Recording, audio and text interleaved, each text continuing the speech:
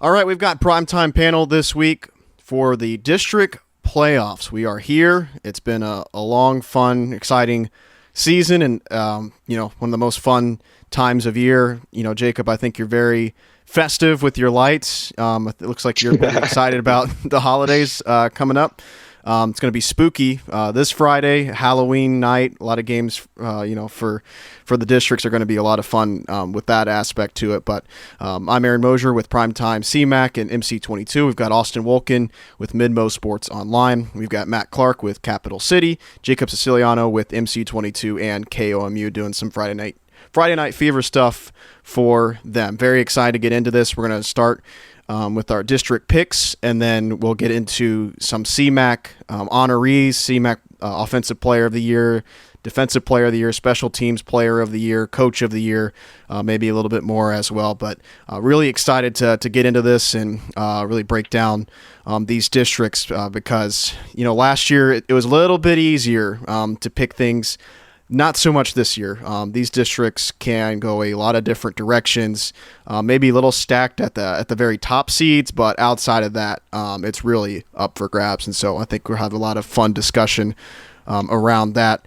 Let's go ahead and start with Class 6, District 6, Blue Springs South, the number 1 seed, the number 2 team in Class 6. Been so dominant this year, but I will get to that game when we finish the 4-5 matchup pick. That'll be Blue Springs, Rockbridge, the only game in this district ongoing this week. Helias and Hickman also getting the bye, and that will be a rematch in the 2-3 game, and Blue Springs South will face the 4-5 matchup, which is Blue Springs hosting Rockbridge, eking out that advantage in the points, getting that home field advantage that actually really hasn't been the case for Blue Springs this year. They've had a losing record at home, but a very difficult schedule, as you would expect.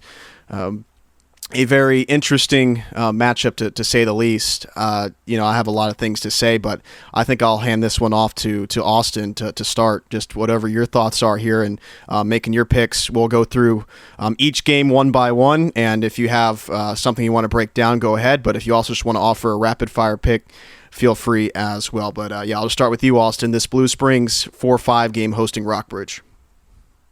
Yeah, so I'm going to come off the bat here and instantly say that I haven't really done a deep dive into the two Kansas City schools in Blue Springs and Blue Springs South. I know that Blue Springs South has been ranked one of the top teams within the state, of course, being in Class 6, and in Blue Springs South as well, like you mentioned, playing some very hot competition.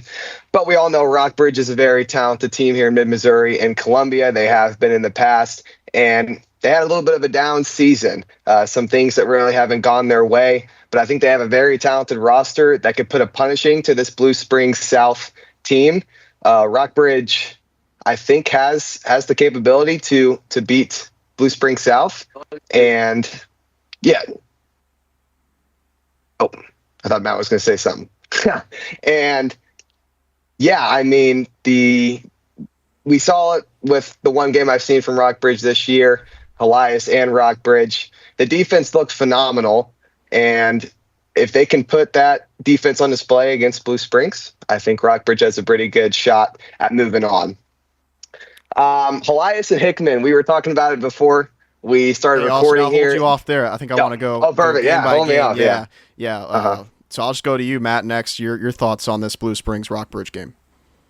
Yeah, I'll go really quickly here. I think from a Blue Springs perspective, they're looking at that rematch with Blue Springs South, which that was a big game in the regular season, and they weren't. And that was a game that Blue Springs South won pretty heftily. I think they overlook Rockbridge here. We've been talking about this team putting it together all season, and I think Matt Perkins has a big win here. Rockbridge has been on the tough side of a lot of close losses this year. I think that's why they're underrated going into this district. I got the Bruins moving on to play Blue Springs South. What about you, Jacob? What you got? Yeah, I would not be surprised at all, especially with this Matt Perkins group, if they're able to advance.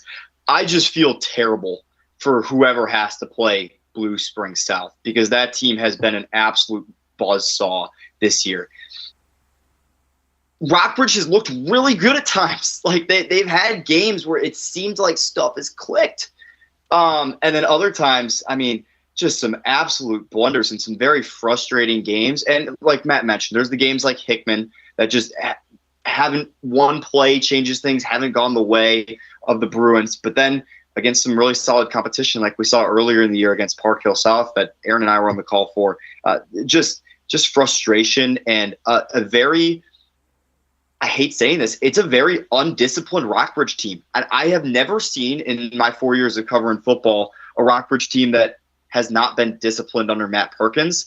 And that is one of my biggest concerns. When you get to the postseason, when you have high pressure games, when every single snap, every single hard count just means a little bit more, will Rockbridge be able to be disciplined? And ultimately, I think that's what this game comes down to. I think Blue Springs and I think Rockbridge are somewhat evenly matched, but I would give the edge to Matt Perkins because he's had experience in these early district games and he's had a lot of success.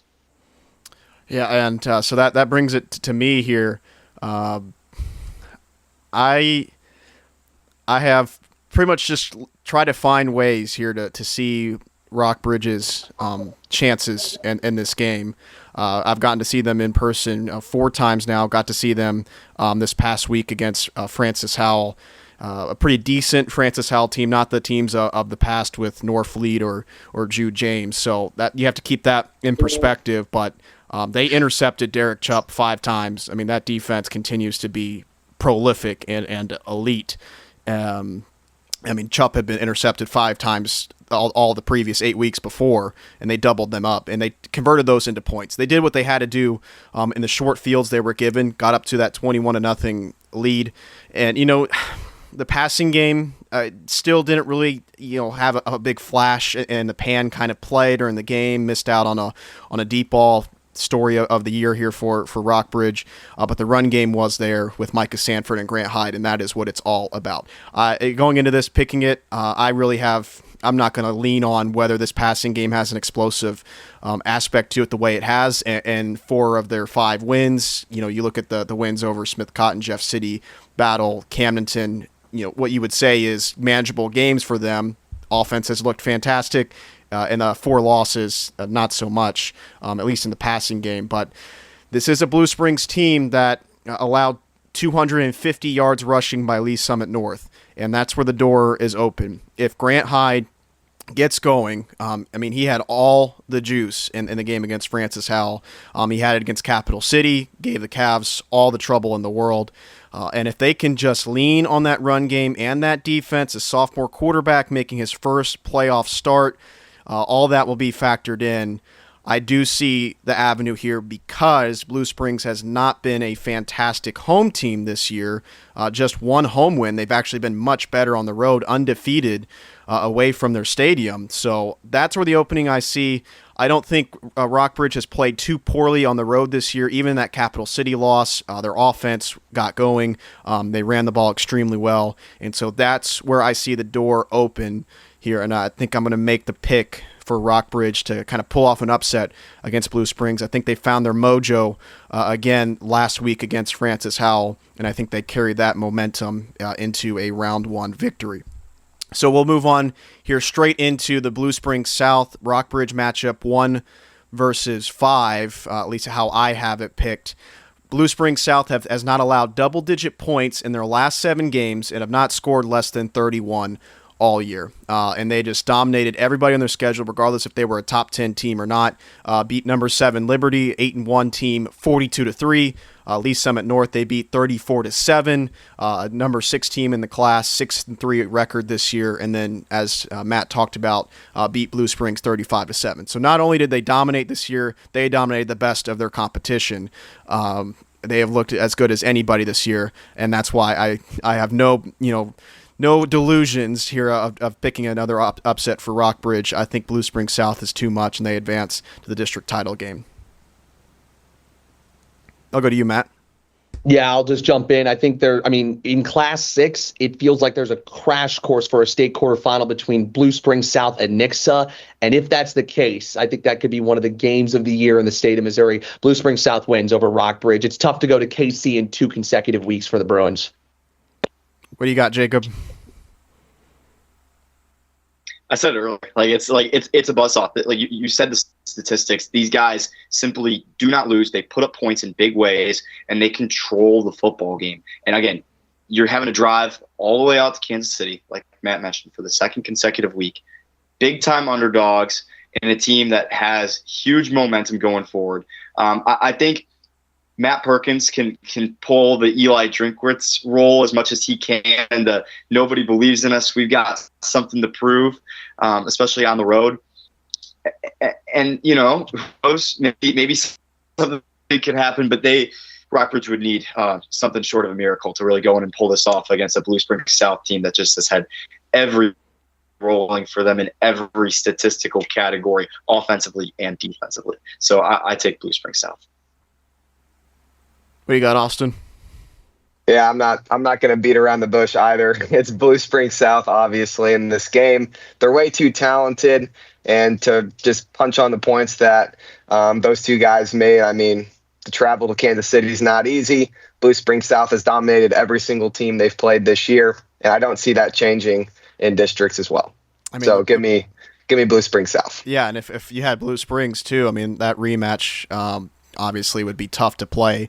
That short in between the two, and Blue Springs got dominated the last time they played. So to keep that in mind as well, Aiden Wilhelm has been a phenomenal quarterback, and that team continues to roll. I had to refresh my memory on the bracket, but I guess would that be, Matt? You might know better at the top of your head, but CBC versus either like a Nixa or Blue Springs South could potentially be where we're headed, because CBC has been equally as dominant. CBC, I just had the bracket pulled up now. CBC is on the other side of the bracket. So that Nixa Blue Springs South game is it's going to be a state quarterfinal if it is, but it could potentially be your state semifinal. Winner of that game likely, I think, goes to the state title. Yeah, that could be really exciting. Equally exciting rematch in the capital city at Ray Henges Stadium. Number 2, the 2 seed Helias against the 3 seed Hickman. Did not go well for the Cupies in week 2. Not a great week of practice coming in. Talked about that all season long, about this Hickman team. Responded from there and won 6 games in a row, including just more history. Seemed like they accomplished every week, and chasing that 2012 season, the last time that they have been this effective and this good. And this time it's under Justin Conyers. Austin, I don't know where you're kind of standing with this game, but you guys got to see that game in person in week 2. How do you kind of picture this? Do you expect Hickman to play a more competitive game this time around? Oh, 100%. Hickman has a completely different football team than what they had in week 2 against Helias. Hickman had their lone touchdown in the second half of that game, and I thought they could have maybe fought back, but Helias continued to dominate. But Hickman, for the rest of the season, has really fought in all their games. And Justin Conyers has his athletes and his players wanting to play for him. They all love him. I mean, he got his 100th win. They beat Rockbridge for the first time in, 12 years, correct? Yeah. 12 years. And Hickman is a 13. So 13 years. Yeah. And this is a totally different QP team. And we were talking about it beforehand. I, as a Helias alum, obviously want Helias to win, but Hickman is going to put up way bigger of a fight than what they did in week 2. And the bye week that separates this game between the week 1 in districts to the round 2 game, that this bye week is going to really benefit Hickman, I believe, because that's going to give them time to deep dive into some of the Helias mistakes that we've seen in previous weeks, to maybe get a greater outlook on how they can sneak by the Crusaders at Ray Henges Stadium here in week 2. So it's tough. Give me the Crusaders, though. Go to you, Jacob. Austin, I kind of feel like you're almost having like the cautious, optimistic like fan mentality, like in a way, where it's like you want your guys to win, you're like hyping up the opponent, and you're like, we got it out. I think Helias rolls. I have a lot of faith in Justin Conyers and what he's done for this program. And if there was a guy that would go into Jefferson City and pick up an upset with a group of guys, it would be Justin Conyers. I mean, we're talking about a guy that in year 2 broke a 13-year loss streak to Rockbridge. And take it, down year for Rockbridge this year. But that is a whole lot of precedent. That is a whole lot of pain and suffering for the Hickman Cupies against the Rockbridge Bruins for over a decade. Again, 2012. What were you guys doing in 2012? Build Legos. Watching Mizzou go to the SEC title, or the year after that. That's what I was watching. Were you, Clark? Yeah. Oh, yeah. I rushed the field and they beat Arkansas in 2013. You know what? I probably didn't even know what Mizzou was in 2012, to be fully honest. Growing up in Chicago, I probably had no idea. This thing that we're using right now, Teams, didn't exist. Like, you couldn't do video calls like this, maybe Skype. But, like, so much has changed since 2012. And for Justin Conyers to go and break that, he's done unspeakable things for this Hickman team. But, again, we do have a match we've seen between Helias and Hickman, a 42-7 loss. And yes, I get it. We have seen Hickman rip off a lot of wins up until that game at Chaminade, which they competed in. But I think you go into Jefferson City, you go and play Helias at home against a very strong team with a very good quarterback in Austin Weaver that's experienced in the postseason, that made it to a state championship game last year. I got Helias running away with this. What you got, Matt? I'll just say this. I've thought about this. I'm glad Austin and Jacob went first. There are games in every single postseason in Misha, whether it's football, basketball, anything, that go beyond comprehension in terms of which team pulls out a win. I've heard a lot of stuff between Austin and Jacob about how much better Hickman is now than they were then. Let me remind you that last year when Hickman played Rockbridge, they lost 58-7. Yes, I know Brady Davidson played in that game. I'm not taking anything away from that, right? However, I mean, for Justin Conyers, I know Rockbridge is down, but after losing by 50 to him the year before to come back and win, that shows when Justin Conyers plays a team a couple of times, he has his team much more prepared. And he was very adamant after that Helias game in week 2 that his team was not prepared. They will be prepared this time because that's how good of a coach Justin Conyers is. Austin, I'm calling my shot right here, right now. It might be a dream shot. Jacob's shaking his head at me, and I don't care because I think this Hickman team has been the story of the CMAC this season. The Cupies shock them all and go down to Ray Hench's and knock out the Crusaders. I got the Cupies winning. That's bold. I'll give you that. I think I'm with the rest of the panel. I look at what Helias was able to do on the ground in that game. 270 rushing yards. They averaged 6.5 yards per carry. That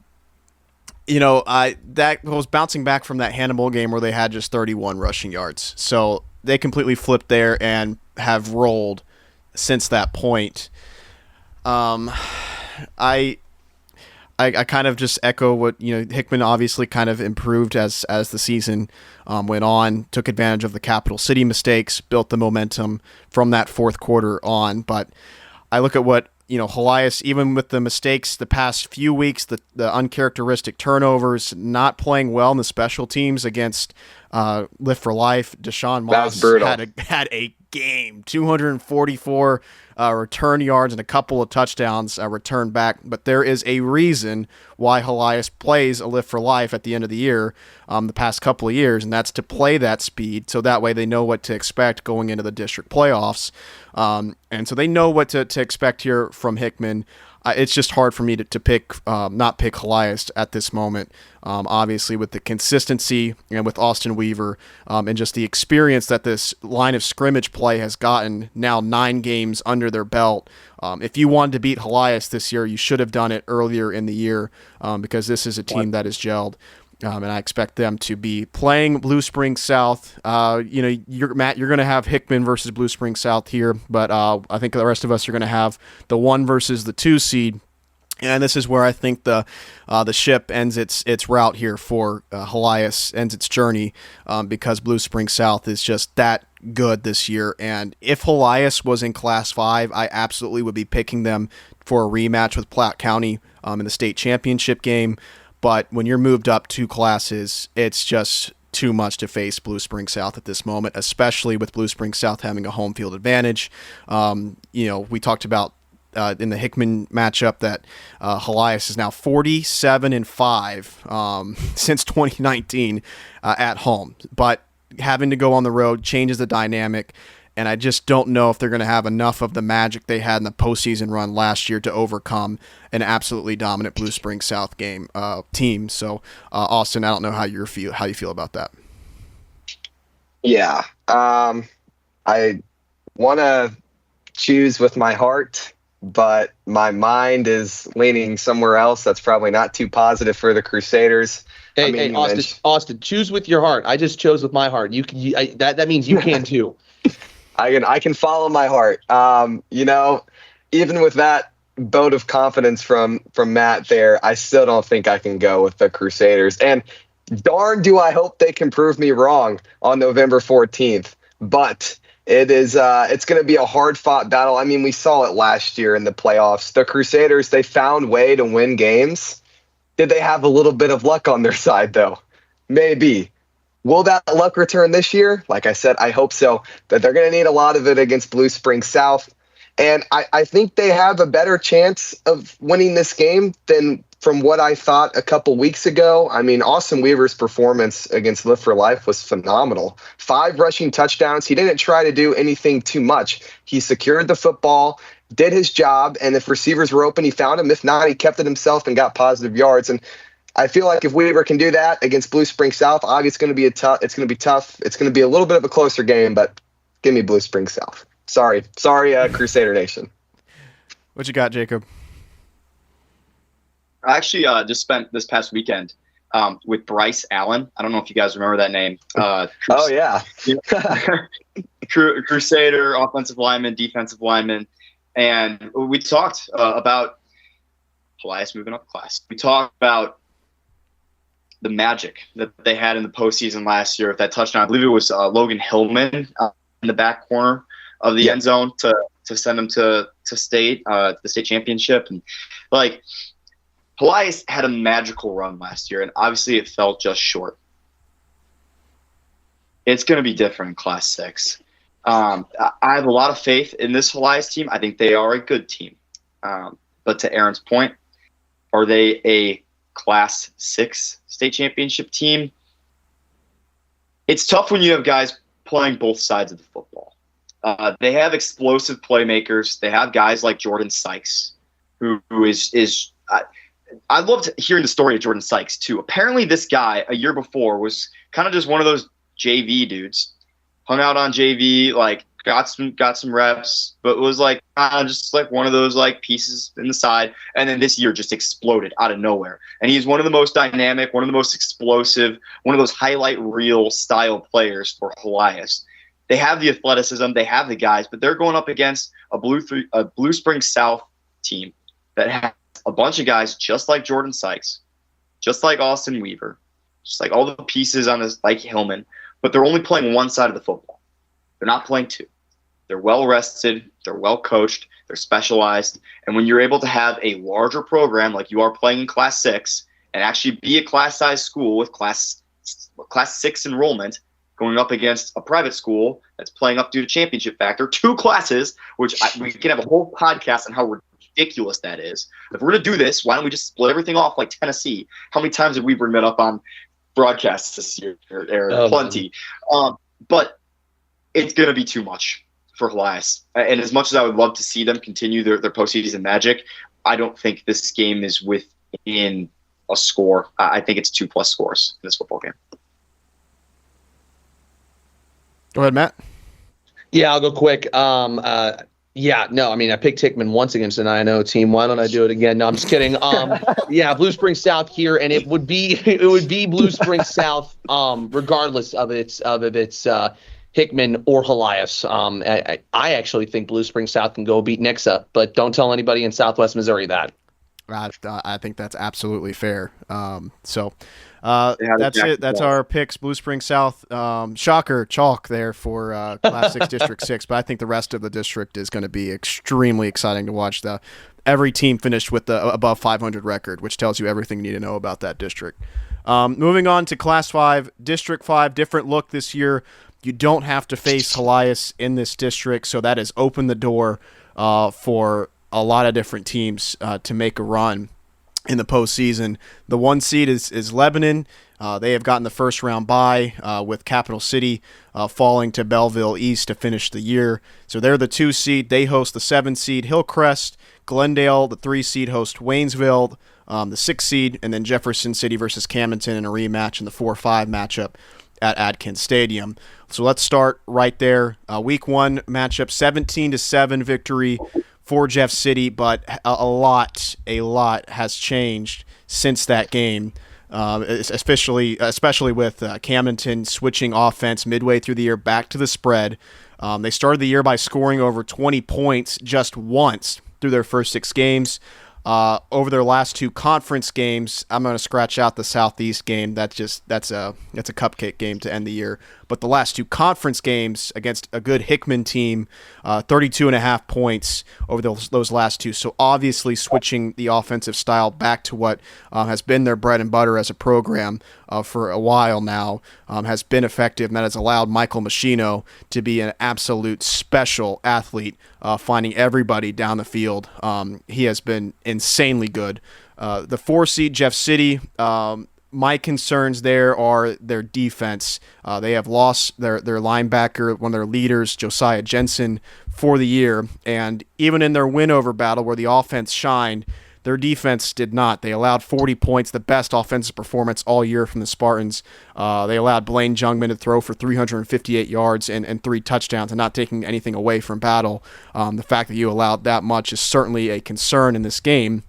And so, unfortunately, Trevor Hahn could not join us tonight, but got a chance to just kind of exchange with him earlier today. And he had his concerns, especially with this pass defense, and I have them as well. My first instinct was I like the way that Jeff City's offense has finished the year with Xavier Finney.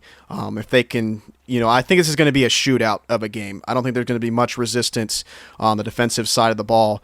And with that, I give the slight advantage here to Camdenton, just because I think Michael Machino will be the best player on the field, and he will get them over the top in this game. I don't know if you feel the same way, Matt. Here's one thing that Camdenton will be on the lookout for, is if they win, they get Lebanon. And I-5 is as good as it gets, or Highway 5, rather, is as good as it gets in the state in terms of a rivalry game. Camdenton wants that, whether Lebanon could run them off the field or not. So that's the motivation coming into this game. There should be plenty of motivation on the Camdenton side. Take the over on this game. We could all say who we think's going to win. How these 2 teams combined for 24 points in week 1 befuddles me. If both teams don't score 24 points each or more in this game, I think it's a disappointment. Michael Machino has taken some extremely strong growing steps this season. There was an injury concern midway through the year, but what I saw with him in week 8 at Capital City, especially with one of the starting linebackers for Jefferson City out, that's a huge miss. And all Camdenton's defense needs to do is just get a couple of big stops. Can Paul Muff and the rest of that defensive line contain Xavier Finney? If they can, they win. I think Camdenton wins. I think a lot of this game goes in their favor, just in terms of the thought process coming into this game. So I've got the Lakers. Who do you got, Jacob? I'm with you guys on the train. I'm surprised I'm saying this, especially with how Camdenton started their year. And obviously this was the week 1 matchup, like the 17-7 win in favor of Jefferson City. But that battle game concerned me, like, big time. I was really excited for Sean Gaines and what he's trying to do to change the culture there at Battle, to get his team to really break that 40-point barrier. But for Jefferson City, man, an 0-9 Battle team that's been rough this year. The defense is trending in the wrong direction. Camdenton's offense trending in the right direction. I agree with you guys. It's going to come down to Camdenton's offense being able to shine in this matchup, and I think they come through. What you got, Austin? Yeah, I do want to say, Jacob, that piece you did on Sean Gaines and Battle, I took a watch to that on KOMU. That was great work. I wanted to give you a shout out there. Thanks, that was good. Yeah, no problem. So yeah, this is the game I have with Midmo Sports Online this week, Jefferson City and Camdenton. And, looking and taking a deep dive into these teams, of course, I got to see both of them with the Helias coverage side of things. If you've listened to these primetime panels before, you, the listener, I'm a big Michael Machino fan. I've talked about him a lot.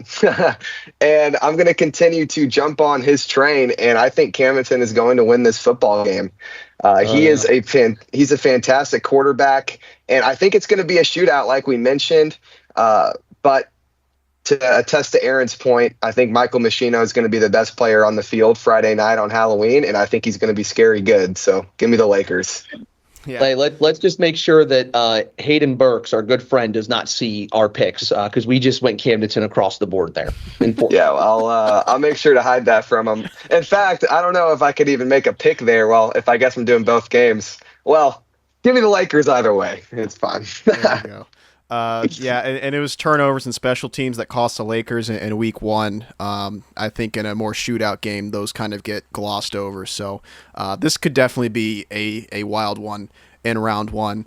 We can kind of hit these next two games in round one in this district, rapid fire here, Capital City, Hillcrest. I think I would like to talk about them and Glendale maybe in the next round a little bit more deeply with Glendale, I'd have over Waynesville. They defeated them just a few weeks ago, 44-14 in week 6. I don't expect much of a different result, and I expect Capital City to handle their business against Hillcrest to make that the 2-3 matchup in the second round. Anybody have any thoughts on that or any different picks? No objections. Pick Glendale. Waynesville should be the 7th seed in this district. I truly believe Hillcrest is actually a better team than Waynesville. Just to give a quick thought on them. The reason both of them finished 0-9, and the reason why Waynesville is above Hillcrest is because Waynesville played more Class 6 teams. That's literally what it came down to. Well, we expect a round one exit, with the expectation of no upsets there. So let's go back to the top of that bracket. That 1 seed Lebanon, we all had Camdenton in that game. So Lebanon versus the Lakers, and I think Lebanon rolls in that game. Lebanon with that same rushing offense, the option offense has been effective with York and Christian this year, even with a few losses and that upset loss to Glendale.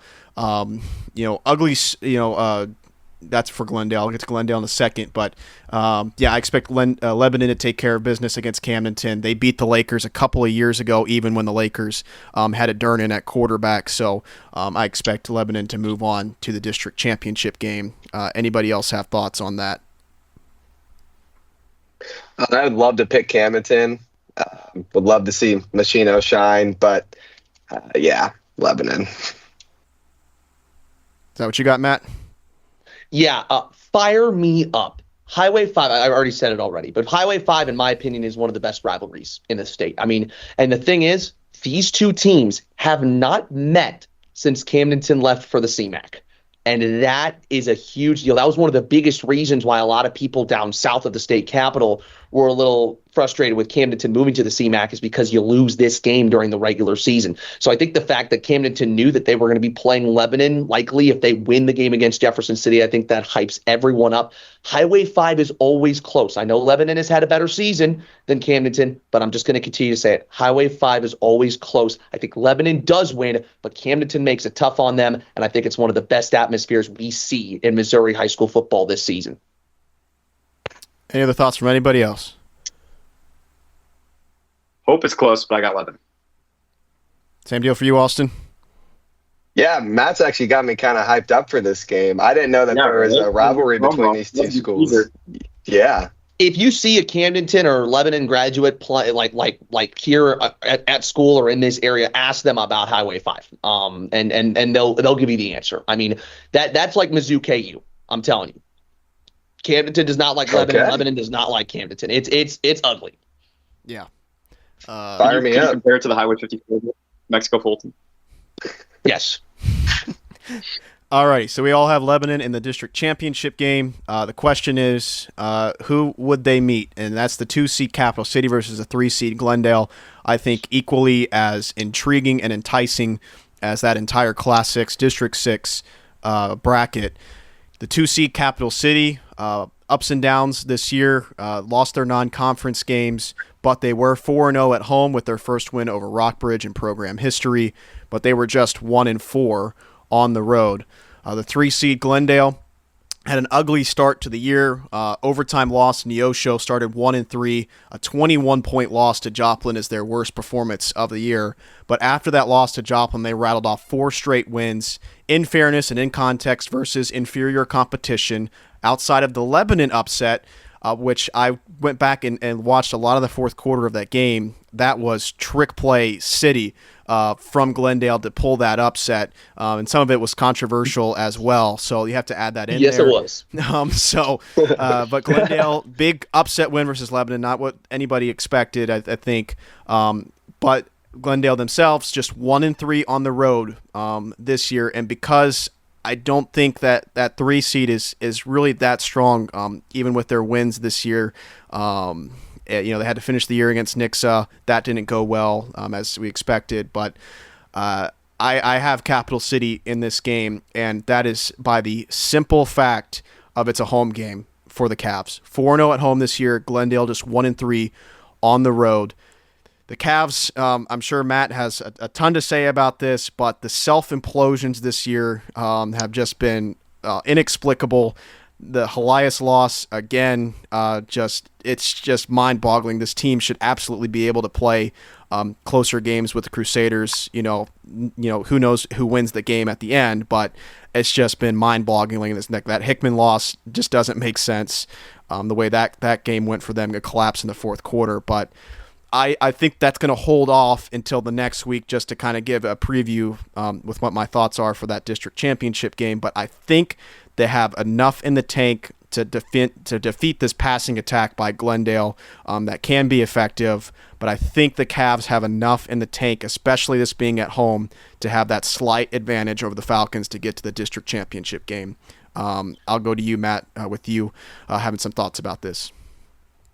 Yeah, I think I'm going to pick Capital City just based on the same fact that home games have been their best friend this season. I like that you mentioned a little bit about what you call implosions. I would say as well, especially on the road this year, it is 1 or 2 plays just not going their way. If you're wondering what Mizzou, if you watched Mizzou football this week against Vanderbilt and you saw that 4th down stop at the goal line, yeah, Cap City did that twice at Belleville East last week. And that was really disappointing because even if they had kept that game close, the point differential point system may have kept them as the 1 seed. And I think that was the big deal about it, right? They're so good at home. They would have much rather have played would have rather played both the district semifinal and the district championship game at home.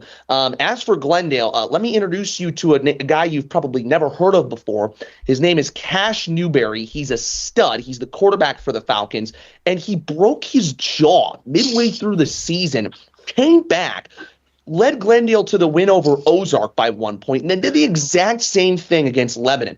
This kid is one of the most impressive players in the Springfield area. Here's the great news for Capital City. Nothing they haven't seen before. They've played some very good quarterbacks in the CMAC this year. And so I don't think that Glendale's going to throw anything at them that they haven't seen before. But I think the thing that Cap City will be keeping in their head is last time they played a team at home in the 2-3 matchup in the district semifinals, it was Lebanon. They thought they were going to win that game and get that rematch with Helias. And Lebanon brought them in for a rude awakening. They've got to be prepared against Glendale as long as they take care of Hillcrest. What you got, Jacob? Matt, who the heck is this quarterback that's coming in for Schaefer and throwing these college-level touchdown passes? Who in the world? Since when has Capital City run spread? What is this? I'll answer that. So this kid deserves a lot of credit. His name's Cooper Welling. He's a sophomore. He's the starting quarterback on the JV team, and he played incredibly well in the JV games this year to where Joe Collier gave him the trust to play him every single game on the third drive. It's kind of a weird little scenario there. And then Evan Schaefer comes straight back in. Problem was, and people don't really may have not seen it week 9, he did throw a pick 6 in his one and only drive against Bevel East last week. And so that may mean that Joe Collier has a tighter leash on Cooper Welling, but that does mean if Evan Schaefer's in any trouble, it's not going to be like last year. Capital City has someone that is very capable of keeping their offense and system at quarterback. Who you got, Austin? Schaefer has been. Oh, sorry. Yeah, you need to go. You need to make your pick, Jacob. Sorry.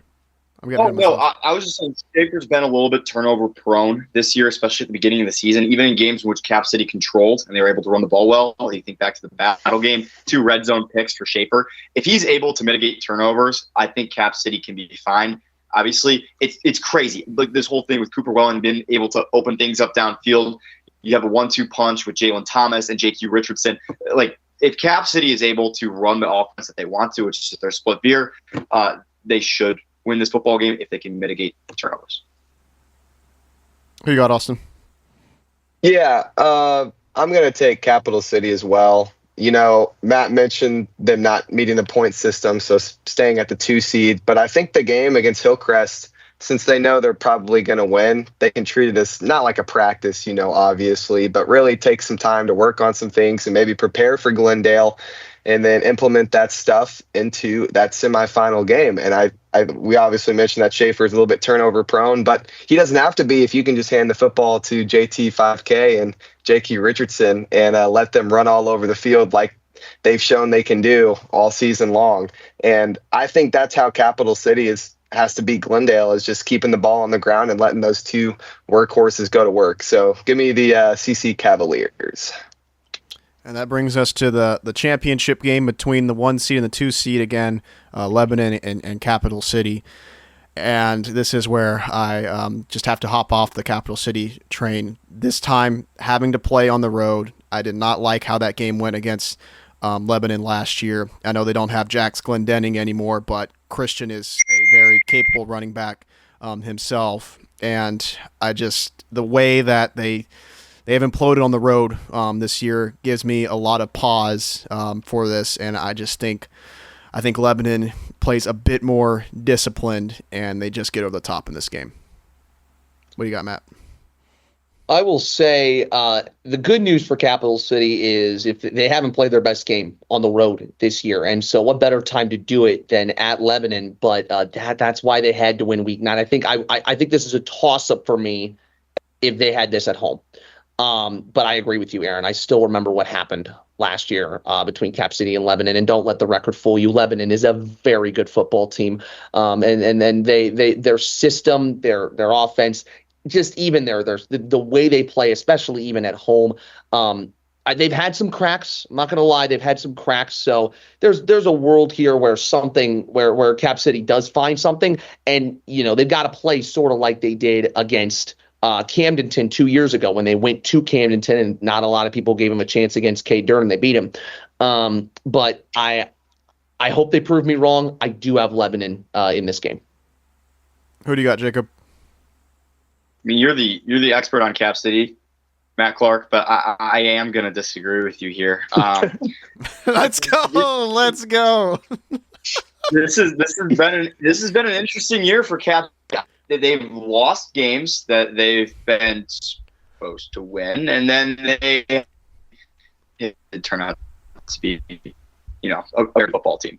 But at the time, they lost games that they're supposed to win, and they won games that they weren't supposed to win. Again, the first ever program win over Rockbridge, which Aaron and I were there for. I think Joe Collier is a brilliant coach. I really do. And I think the beautiful thing about this Capital City team is you have 2 hard-nosed guys. I still can't believe how JQ breaks free on some of these long touchdowns for like his weight and size. I think he's only 165 pounds. But I think Capital City can control this game.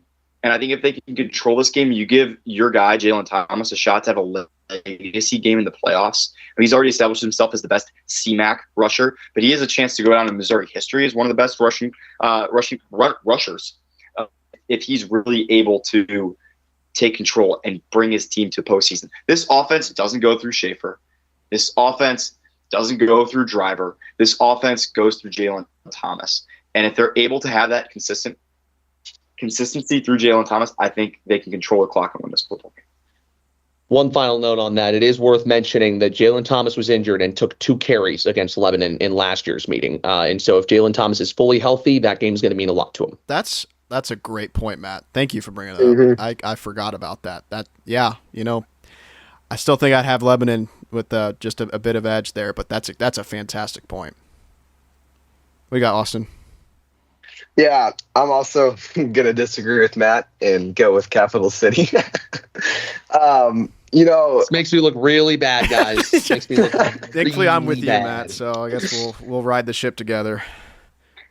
No, but like I understand like the loss against Elias and how like obviously Capital City has beat good quality football teams like Rockbridge just for one. And like I know Lebanon's a very good quality football team, and I just feel as if Capital City is just the better squad. Man on man, player on player, I think Capital City wins.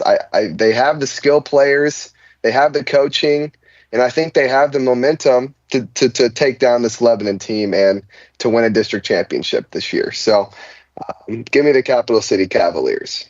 On to Class 5, District 7. A couple of CMAC teams here in this bracket. 1 seed is Grain Valley, and then the 4 seed is Belton. They face the 5 seed Ruskin in the first round. 2 seed Smith Cotton faces Grandview. The 7 seed Raytown, the 3 seed, faces the 6 seed Battle. Those are your first round games. I'll start with the top 4 seed Belton against Ruskin. To be honest, just to be upfront, have not watched Belton or Ruskin this year. Matt, I'll make this pick easy. I'll make this pick really easy for all 4 of us. Belton already played Ruskin this year and smoked him. So yeah. let's collectively pick Belton to win this game. They played Ruskin last week actually and beat him 44-0. So Yep. Belton to win. Yep, I was just about to bring that up, and they have blown out the Eagles in 4 straight meetings. So anybody have any other thoughts? Nope. All right. So we have Belton moving on to face the 1 seed Grain Valley in the second round. Moving down to, let's start with the 3 seed Raytown hosting Battle. I think this can be another rapid fire. Unfortunately, just been a very struggle of a season here for Battle and Raytown, even though they have faltered down the stretch of the season, including to that 40-16 loss to William Chrisman. They were, I still think that Raytown takes care of business here. Anybody else have anything different?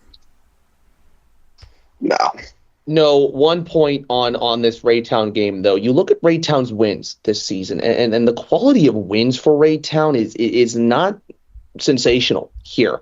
And I know it's going to be a mountain to climb for Sean Gaines in Battle to find a playoff win.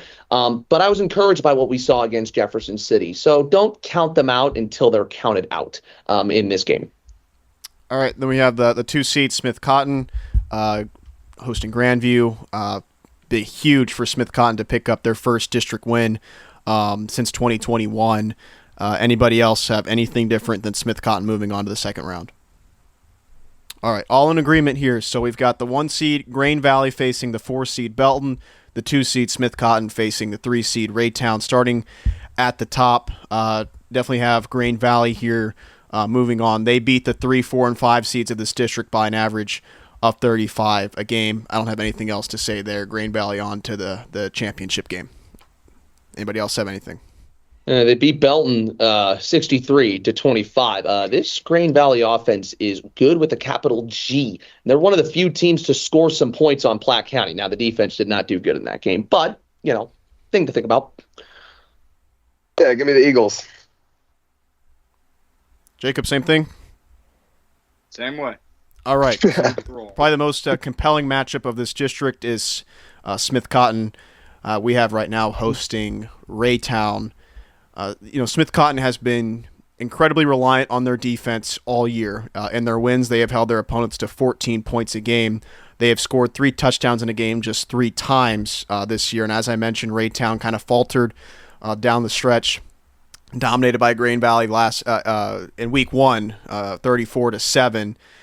However, sophomore quarterback Caden Downing has been incredibly effective this year, throwing for 200 yards a game, 63% completion rate, and what's most impressive to me is limited the turnovers. 25 touchdowns to 4 interceptions is pretty elite, and that was going into the Platte County game. I just think here, the Smith Cotton offense has just been a bit too, not inconsistent, but just hasn't had the pop that it's needed at times. And I look at what Caden Downing has done throwing the ball, and I think it's just going to be a bit too much, even though with Raytown being on the road, I think it's just asking a lot of the Smith Cotton defense, even with all the dudes that they have had that have played well this year. I look at all the games where they have played a team that has been above them in the standings, and it has not gone well.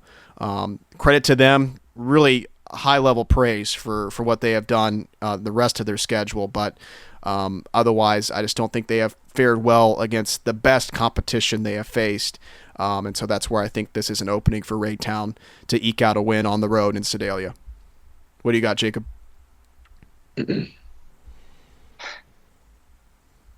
I love what Smith Cotton has been able to do defensively, and I think we will know very early what type of game this is going to be. If this is a defensive game, Smith Cotton has a shot. If on that opening drive, Raytown goes down, scores, 3 and out, get the football back, score again. It's not game over. Obviously, there's a whole football game left to play. But if we're trending in direction of this is going to need to be a shootout in order to win, I just don't see Smith Cotton's offense keeping pace. So, yeah. Who do you got, Austin? Yeah, I would love to take Smith Cotton too, but I'm also, I think, going to take Raytown. Though I do want to give a quick point to our listeners here. When Elias was playing Smith Cotton, the starting quarterback, Coleman Fredrickson, went down, and I believe he's back. Right? Yeah. That's not the point I'm trying to make, though. The backup that came in for him, number 16, David Garismachek, he's a young quarterback. He might be a freshman or a sophomore. I forget his actual grade.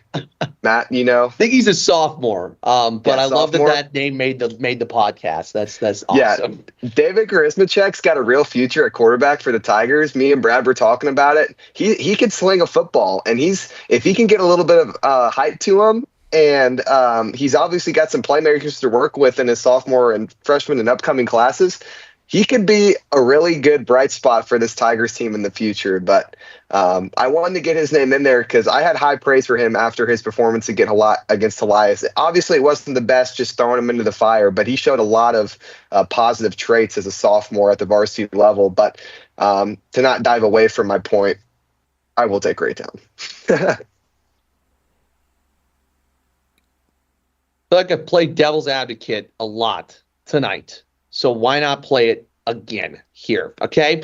Most of what we've looked at does trend in Raytown's direction. I will say that. Here's what doesn't. The road games. They're 2-2 on the road this year. And their 2 wins on the road are against 2 teams with a combined 4 wins. Okay. There's one game on the Raytown schedule that makes no sense to me. They went to William Chrisman, who finished the season 3-6 and got hammered. They lost 40-16. I believe William Chrisman is a class lower than Raytown. I believe Chrisman's a class 4.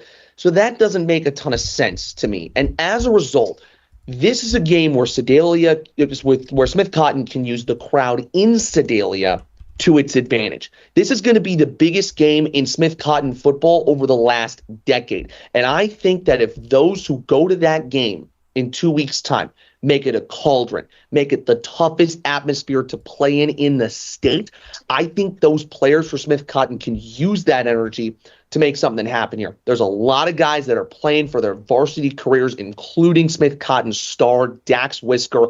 I know that kid. I mean, I've seen that kid and what he's done this year. There's no way he's going down easy.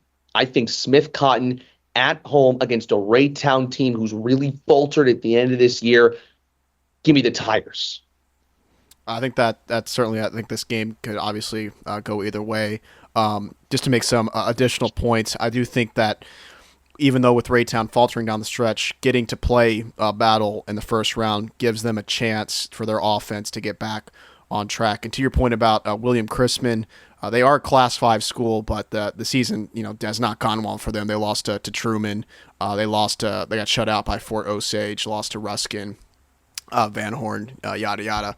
But I did go back and watch just a bit of that game again for Raytown, just to kind of see where the areas where Smith can take advantage of. And William Chrisman is actually a pretty large line of scrimmage team, and so I think that's where Raytown found some issues. I don't know if Smith Cotton has a few guys that are a little bit bigger in size, but I don't know if they're going to have that advantage, and so that's kind of where I'm at with Raytown. But Matt, you'll be different. You'll have Grain Valley, Smith Cotton. Everybody else, we have the Blue Jays taking on the Eagles, and with that week 1 result in the back of our minds, I've got Grain Valley moving on to go play for a state quarterfinal game with the win over the Blue Jays again at home. Jacob, do you have anything different? Same thing. What do you got, Austin? I'm going to piggyback off of you.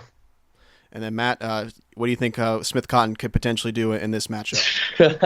Yeah, this is a tough one. I mean, Smith Cotton has had some trouble with some of those high potent offenses this year, and so I think Grain Valley does win this game.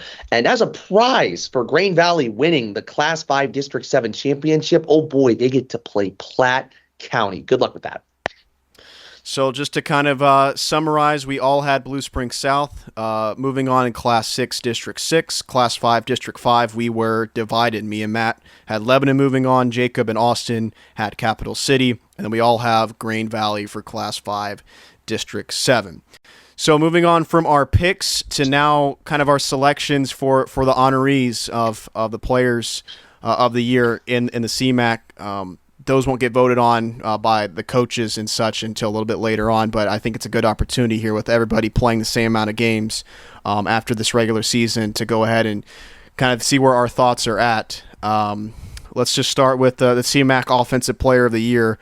I don't think this is going to be too much of a difficult decision for most of us, but Austin Weaver, the senior quarterback for Helias, what a year he has put together. And the thing is, his numbers just at a first glance aren't that prolific. The reason is because they've dominated first halves all year long, and so he's barely played in third quarters and fourth quarters. So of course his numbers aren't going to be prolific, but what you can look at is the efficiency. 67% completion rate, 178.5 yards a game, 16.5 yards per reception. The interceptions kind of crept up on him later in the year, but for the majority of the year, took care of the ball with 18 touchdowns to 6 INTs.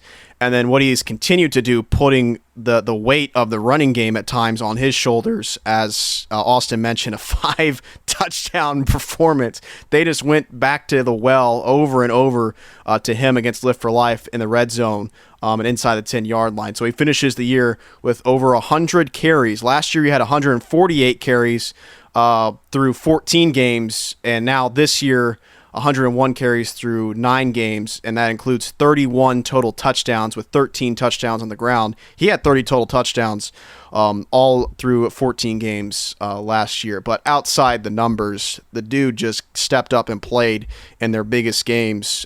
They don't win that game, I don't think, against Rockbridge, except for the fact that he was dotting up that defense, finding Jordan Sykes and Logan Hillman down the field consistently. And so I can't say enough about his senior leadership with a completely new offensive line to work with, able to work with that, build this team as the season went along, and just dominated their competition over and over again. The consistency from this guy is a reason why a lot of us had them playing in the district championship game against Blue Springs South in their first year in Class 6. The dude is just outstanding, and it's a pretty easy pick for me for him to be the offensive player of the year in the CMAC. I'll go to you, Matt. What's your pick? It will be Austin Weaver, so I know I didn't show a lot of love to Helias in the district picks, but we'll take Austin here. I would say that Austin is a great representation of how good that Helias offense has been as a whole. And on the great teams, that's what a quarterback does. He elevates everyone around him, and that was evident in the time that I got to see him play. Austin got to see him for 9 games, and I'm sure you're running out of superlatives at this point to describe how good Austin Weaver is. I think with some of these great teams, you take players like that for granted, right? And so I think this is a good moment for all of us in the CMAC to stop and recognize how good Austin Weaver has been in his 4 years at Helias. He has helped maintain that golden standard that the Crusaders have had over the last couple of years. What you got, Austin? Yeah, I think that was very well put by Matt. It was tough seeing him play on senior night, knowing that he's a senior and he doesn't have too many more home games left for Crusader football. But Austin Weaver, obviously, Offensive Player of the Year in my mind. Got to see him all 9 games. He combined for, between rushing and passing, 2,047 total yards. The whole entire offense for the Crusaders has 3,030, so he equated to 2/3 of the whole entire Crusader offense, which is phenomenal. You mentioned the INT mishaps at the beginning and the end of the season. Well, he had a 5-game stretch during the middle of the season in very important games against Rockbridge and Capital City where he played clean football and didn't turn the ball over. And those are the games that really matter. And I kind of disequate the other interceptions thrown throughout the year. Also, you have to mention the 9-0 perfect record, perfect in the CMAC. And you can't just look at football characteristics as well. Austin Weaver could be the biggest, just in his head, just I'm the best quarterback in the CMAC. No, he's a phenomenal kid. He's never denied an interview from me. He's a fantastic person, and I think that all builds the characteristics of who should be an Offensive Player of the Year, and I think it should go to Austin Weaver. Yeah. Who'd you have, Jacob? I'll keep it short. It's Austin Weaver. And you guys did a great job breaking down all the stats, all the reasons, empirical data, characteristics. He's the player of the year. You could throw all that up for this reason and this reason only. Helias is 9-0, and their offense goes through Austin Weaver. That's it. It's as simple as that. I know, Austin, you pulled out the stat with yardage, and it's over 2/3. And you can make the reasons why his stats weren't the most amazing in the world, but it's as simple as Helias' offense ran through Austin Weaver. Helias is the best team in the CMAC. They went undefeated. It's a clear and easy choice. I think the one word that I would describe Austin Weaver as is poised. Going back to 2 years ago, subbing into the Rockbridge game when Sam Wyrick goes down, the shoes you have to fill with what Sam Wyrick was at quarterback, and it's a dang shame that we didn't get to see a full season of Sam Wyrick as the starting quarterback. But he stepped in and immediately scored a touchdown that game, and then led them to victory and led them to a win streak that year. And then last year, of course, the run to the state championship game. He is just poised and never shaken. Even if there's a mistake out there, you wouldn't know it because he just comes out the next drive and just responds. So shout out again to Austin Weaver for this senior season, and really looking forward to seeing him here again in a couple weeks against Hickman. Now to the CMAC Defensive Player of the Year. A little more difficult here. I mean, there's so many honorable mentions that I could go through here with guys that have just been sensational on the defensive side of the ball. But my pick has to be Matt Gass, senior defensive edge for the Rockbridge Bruins. Finished the year 45 tackles, 20 TFLs, 15 sacks, and last week against Francis Howell, 10 tackles, 3 TFLs, 2.5 sacks. To me, nobody else made more of an impact just single-handedly by their performances on the defensive side of the ball than Matt Gass. Just an absolute game wrecker. And in their games against more manageable opponents, of course, he put up the stats, phenomenal. But even in their biggest games against their toughest opponents, he was making Austin Weaver run for his life in that game. And they pretty much had to run bootleg after bootleg just to try to get Austin Weaver away from him. He made an impact in that Francis Howell game. The dude is just strong as a bull. His hands are so powerful at the point of attack. and he has enough athleticism to run and chase the quarterback like a gazelle. So Matt Gass, pretty easy pick here for me, even with all the other names. 15 sacks the regular season. The dude was just phenomenal, and that's saying a lot because another dude on the team, Quentin Lee and Bookie Kritza, those two guys are big honorable mentions just off that team alone. That would certainly be worthwhile candidates for this award. But Matt Gass was just amazing this year, and Jacob, I'll just go to you on who your pick would be for Defensive Player of the Year. Yeah, it's funny. It's a guy that you just mentioned, and I'm sticking with Rockbridge. It's Bookie Kritza, and I want you to imagine the point of view that I'm coming from, because you guys are very much in depth with each of your teams. Matt, you're obviously with Cap City. Austin, you're with Hawaii's. Aaron, you're the CMAC whiz. Like, you created this whole CMAC thing. I have the 10,000 foot view here, right? Like, I do everything for FNF. We cover every game in the CMAC. We cover a bunch of other places as well. And then when I get to do color for Aaron, it's select games that we get to go around and visit and see.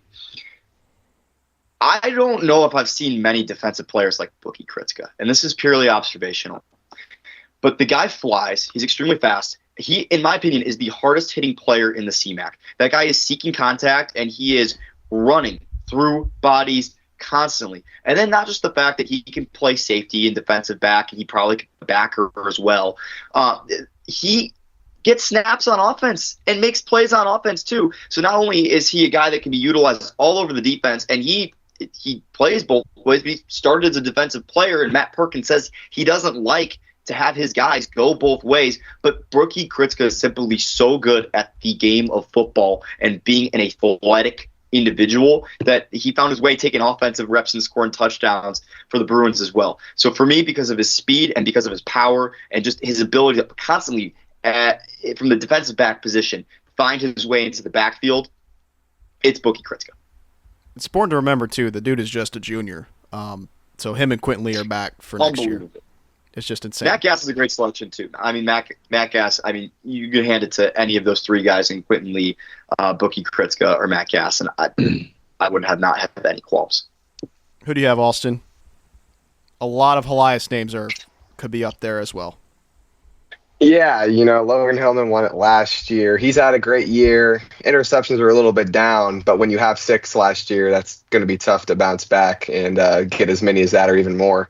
I love the Bookie Kritza pick. He was up there juggling in my mind who I should pick. There's a lot of great players this year. I mean, obviously Logan Hillman was the standout one last year. That's what made it so obvious. But there's a lot of players in the same caliber in terms of statistics and what they've done for their teams, that it makes this pick so tough. And like you mentioned with the multiple honorable mentions, originally I had another Crusader, Eli Holman, down, like 94 tackles, 51 assisted, 6 tackles for loss, 5 sacks. And obviously the middle linebacking position for this Crusader is a tough position to come by. You have to be talented, and obviously Holman is that to lead his group of guys.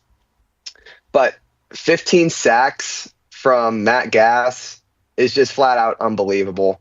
When I know this is high school football, but when you look at the NFL, teams will take a high-powered pass rusher and high-caliber pass rusher over like a elite defender any day of the week. Why? Because pass rushers can kind of dictate the game and make quarterbacks make mistakes that they wouldn't necessarily make if they weren't under pressure. And Matthew Gass had quarterbacks under pressure all season long, and he's been a difference maker for this Rockbridge team as a senior. So I'm going to agree with Aaron, and I'm going to go with Matt Gass. Who do you got, Matt? There's a lot of worthy capital city names, too. Yeah, a lot of worthy capital city names for sure. Caleb Terry led the team in turnovers. Braxton Kieran led the team in total tackles. But I think it has to go away from the Cavs this year for CMAC Defensive Player of the Year. I got a tip from someone because I really remember being very impressed with the Hickman defense this year. And so I'm going to go and drop out of that well for this one. Let me go with Curian Larkins, one of their defensive backs. He's a junior, and he was a guy that could really do it everywhere. I'm very impressed with defensive players that I see that are able to do everything at any given time. So you get a little bit of Logan Hillman and a little bit of Matt Gass and a little bit of all of them. He's top 5 in total tackles, second in pass breaks when he leads the team in interceptions. Heck of a secondary player, and I don't think sometimes he gets talked about enough. the impact that Hickman defense had. I mean, they held Rockbridge to 10 points. So that I think is the separating factor. A couple of other honorable mentions, by the way, that I've been tipped on. Jack Bussman is one of the best linebackers that no one ever talks about in this conference. I'll just say that right now. So out of Hickman, and then Quentin Brown. He's sort of the energizer guy. He's sort of the energy guy for Hickman. It's actually funny. The guy that I was talking with, Aaron Siegel out of the Columbia, Missouri, and he told me that Quentin Brown, the only game where he wasn't fired up and energized and ready to go was Helias. So that tells you, if he's got a different mentality going into the game in 2 weeks, that could make a difference. But yeah, give me Curie and Larkins. Great picks, everybody. I mean, I think it's kind of been more of a defensive side of the year this year, and gosh, there were so many names to go through. I think Eli Holman would have been a great pick for any of us as well. Dude has been sensational. And I think equally here, CMAC Special Teams Player of the Year, there's a few options to go through, but there's nobody to me that's been more impactful in the special teams than Weston Schofield. The dude, kickoff, PATs, field goals, punts. The dude does everything, and he does it all excellently. I think, Matt, you'll have to fill me in as far as his numbers against Belleville East, but going into the game, he was perfect on touchbacks, constantly making the opposing team start without having a return. I think what I'd seen, he made a field goal in the Belleville East game, so that would make him 7 of 8 on field goals, almost perfect on PATs, and he was averaging 41 yards a punt with 5 inside the 20. So the dude was just constantly flipping the field on the opponents, and then when he was asked to make field goals, he was pretty darn reliable. Matt, I don't know if you feel the same way. I'm glad it's not just me anymore. There are 3 very good kickers in the CMAC. Nick Calvaruso, Rocco Prima, and Weston Schofield. And early on in this sort of kicker battle, they all kind of grew up. They're all seniors now, and they've all been battling each other over the last couple of years. And in this last couple of years, Calvaruso and DePrima have gotten a lot of the PR in this conference for how good they've played. I haven't said anything about any Cap City players for these conference awards. I will die on the Weston Schofield hill. He's not only just a great kicker, he's a heck of a person, well-liked in his school. You're right about the numbers, Aaron. He did lose his touchback streak, and I can confirm he was devastated about that. But there were some issues with there was like a deflate gate going on at Belleville East. They had him switching out the balls that he was kicking, and that threw him off right at the beginning of the game. He's perfect from inside the 40 this year. How many kickers in the entire state of Missouri are perfect from inside 40? And I think this award would be a no-brainer if he had made his career long, which would have been 52. He barely missed that one off to the left. His punts have been great this year. He holds himself to an extremely high standard. There are only, I actually, in my head, I'm trying to remember, I think there may be just 2 players in this conference right now that are committed to Division I schools. One of them is Garrett Essner. He's going to Memphis. The other is Weston Schofield. He's going to SIU Carbondale. So I know the kickers don't get the love all the time, but I firmly believe Weston Schofield is a CMAC Special Teams Player of the Year. Big shout out to Nick Calvaruso. That's a guy that has had a lot of quantity in his kicks. He's the all-time Helias leading scorer, and I know Austin's going to defend that hard here in a minute. And I know he won first team last year. I think this is Weston all the way this year, though. Yeah, what do you got, Austin? No, yeah, I agree. It is Weston. I can only defend my Helias guys so much until you hit that many touchbacks in a row. It's unbelievable.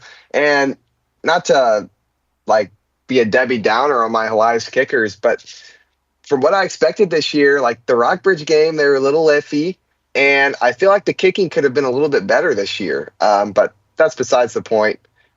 Give me Mr. Schofield.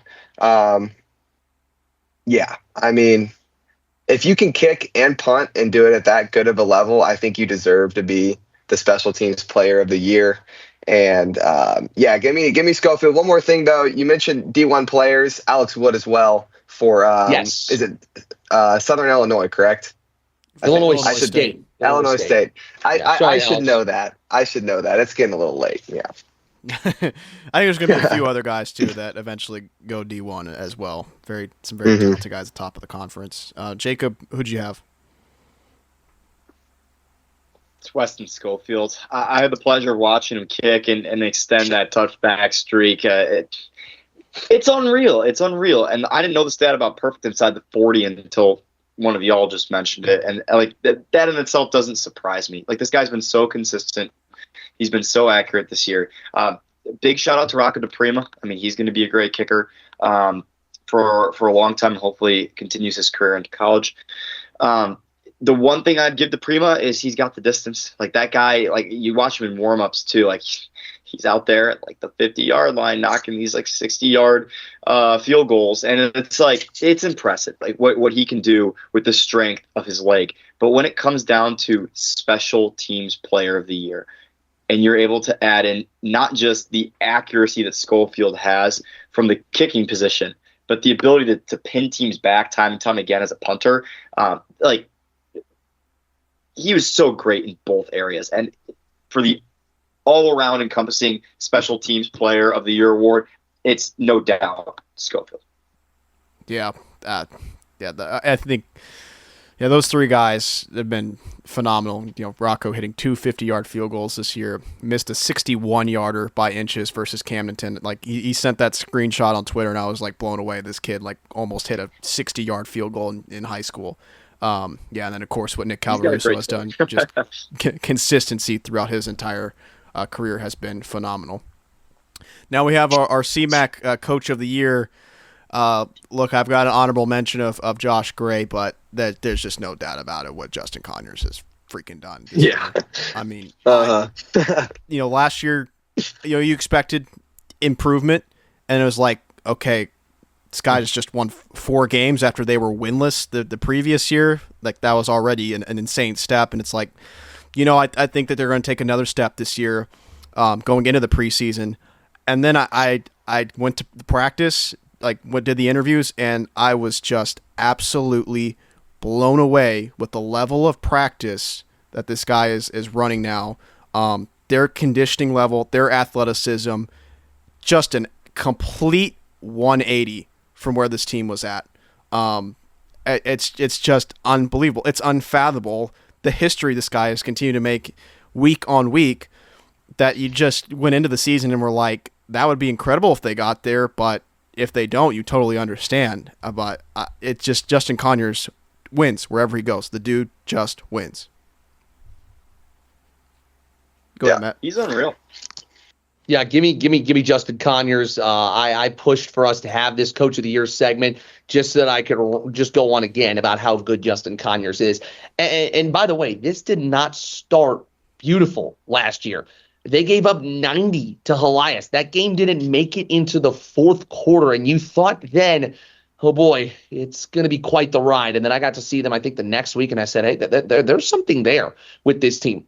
Justin Conyers started this transformation in the weight room. Hickman takes their weightlifting more seriously than any other team in this conference, and I'm not sure it's particularly close. Like, they're more excited about the max outs they get on game days than the game that they actually win.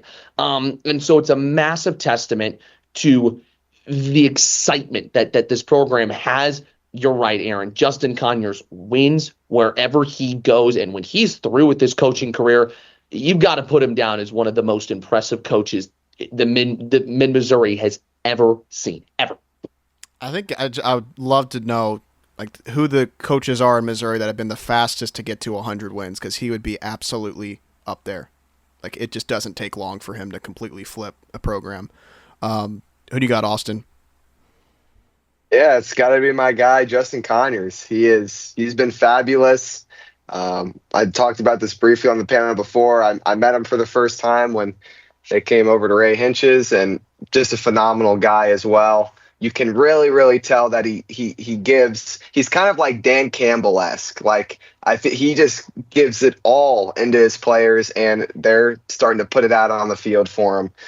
Justin Conyers is a great guy. He's a great coach, and I know Coach Hinch's 9-0, perfect in the CMAC, but you got to give it to Conyers this year with, just like you said, Aaron, the total 180 from last year and even the year before that to this year with a 7-2 record. It's been very impressive. Who'd you have, Jacob?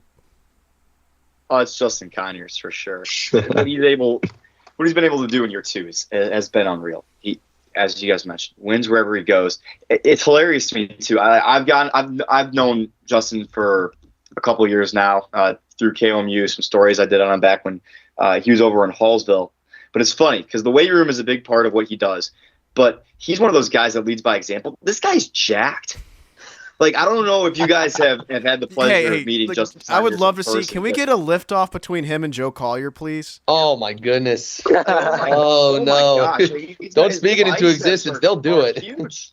They're huge. And to your point, Austin, he loves his guys. I mean, I remember I was out there for the Rockbridge Hickman game at Hickman High School as our game of the week for KOMU, where I had a live interview with Justin Conyers, and I literally 2 minutes before the interview had to run out and pull him away from his team so I'd make sure we made slot and got him on air and asked him questions. And he just wants to be around his guys. And he was amazing in the interview. I asked him a question about what made his 100th win so special. He talked about his wife. Like, just a great guy who cares, and obviously that care translates to the football team. I mean, Hickman had been in a really, really, really rough patch. And what he's been able to do is not just get these guys to win football games, but to buy into a process. And I think that is the most important thing when it comes to Coach of the Year, especially in high school athletics, is you're going to have one or two guys, maybe 3, 4 if you're lucky, that go on to play college football at a high level. But if you're able to transform lives and transform men and turn boys into men, that's a really great coach. And the CMAC is blessed with a lot of these great guys, but man, Justin Conyers might be one of the best. And that translates on the football field as well. So I know Sean Gaines is trying to do the same. Hopefully we're talking about his name in a couple of years too, but it's all glory for Collier this year. Yeah. And I think Joe Collier was another honorable mention there, just with the consistency he's had with that program, starting it from scratch. But I really wanted to talk about Josh Gray too. We're talking about their personal life and how they lead. I think he is right up there with Justin Conyers, and what the turnaround they've had at Smith Cotton as well with the wins this year has been sensational. Just want to have here final thoughts. I think Matt had brought up if you want to talk about the game of the year, or maybe just your favorite game, your favorite moments of the year. I'm just going to kind of open up the floor for that. I wanted to just mention, as far as team MVPs of guys that just matter so much, like Michael Machino and Dax Whisker were right up there for the awards, and we got to talk about them both. So sensational stuff all around. But game of the year for me, I think would have to be the Capital City win over Rockbridge. Freaking unveil the blackout uniforms. Joe Collier knew exactly what he was doing. Everybody that was a part of that to bring that out that night was electric. And they played with an intensity that got the win, their first win over Rockbridge all time. And that was a really fun game. So that would be my nod for game of the year. What do you think, Matt? By the way, they have not worn those black jerseys since. A couple back notes, by the way, on the stuff that we've talked about. Brian Carden, I hope you're ready at Helias. That's going to be quite the shoes to fill. If you thought Sam Wyrick's shoes were hard to fill, I think has been stepped up. And by the way, I don't know who's going to win Special Teams Player of the Year next year in this conference. I'm excited to see who the next big kicker in the CMAC is. Game of the year, I'm going to go outside the box a little bit here. Smith Cotton's comeback win over Jefferson City to beat them for the first time since 1950-something. Don't care what year it was. It's been decades since they've beaten Jefferson City, and they did it in comeback fashion. Their backup kicker, I believe, hit the game-winning field goal in that game. And scenes in Sedalia which have never been seen. It goes back to how good of a coach Josh Gray has been. I think that was such an exciting game. Coleman Frederickson, probably his best game of the season. So, yeah, give me that one for game of the year. I'll go to Jacob here.